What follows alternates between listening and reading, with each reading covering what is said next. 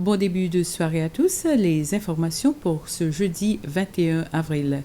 L'Agence pour la protection sociale indique que moins que 100 foyers qui ont demandé de l'aide sociale bénéficieront d'une augmentation de 32% de leur allocation sociale, soit une augmentation de 1 279 roupies. Une augmentation de 3 945 roupies pour atteindre 5 224 roupies. Cela prendra effet à partir du 1er mai. S'exprimant lors d'une conférence de presse conjointe aujourd'hui, la directrice générale de l'agence, Brenda Morin, et le directeur général de la planification nationale, Lenny Palit, ont déclaré que le Conseil des ministres avait décidé sur cette augmentation en prenant en compte de la hausse du coût de la vie au cours de la dernière décennie et les effets économiques du conflit en Ukraine.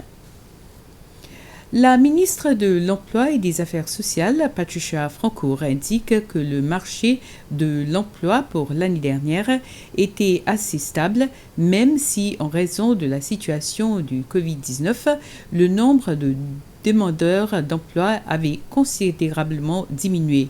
La ministre Francoeur a fait cette déclaration lors d'une conférence de presse qui a eu lieu au Centre international des conférences de Victoria. Elle a déclaré que l'objectif de la réunion était de donner un aperçu sur la performance du marché de l'emploi pour l'année 2021 et les tendances qui sont observées pour cette année-là, maintenant que le pays a fait des progrès en raison de la levée de la plupart des restrictions à cause du Covid-19. Il y a actuellement 3200 demandes de logements gouvernementaux et 1200 demandes de terrain dans le cadre du projet Land Bank. Même si les demandes pour les deux services sont élevées, le gouvernement dit qu'il continue de mettre en œuvre certains projets fonciers et immobiliers qui, selon le ministre Billy Rangasamy, sont réalisés de manière efficace, responsable et durable. Le ministre Rangasamy et sa délégation ont fait cette déclaration lorsqu'il répondait à des questions du comité d'assurance gouvernementale au sein de l'Assemblée nationale. Ce comité a organisé une session aujourd'hui pour faire le suivi des différents engagements pris par le ministère des Terres et du logement. Ces engagements comprennent des promesses concernant les terrains et le développement immobilier faites par l'ancienne administration.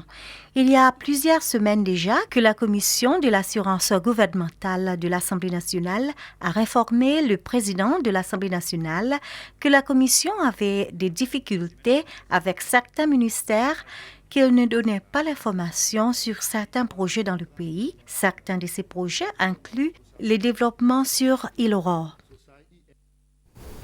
L'Académie créole aux Seychelles a officiellement lancé les livres des écrivains lauréats du 4e concours littéraire baptisé Prix Antoine Abel. Au cours d'une cérémonie tenue ce matin, les écrivains ont pu signer des copies de leurs livres. Il y avait 5 catégories dans ce 4e concours littéraire. Il s'agit notamment des catégories de poésie, roman, ainsi que celles des histoires courtes. Il n'y avait aucun participant dans 2 catégories, le théâtre et la traduction. L'Académie créole indique qu'il est possible que le concours aura lieu tous les 4 ans au lieu de 2 ans, comme c'est le cas jusqu'à présent. C'est la fin de ce flash. Merci à vous de nous avoir suivis et bonsoir.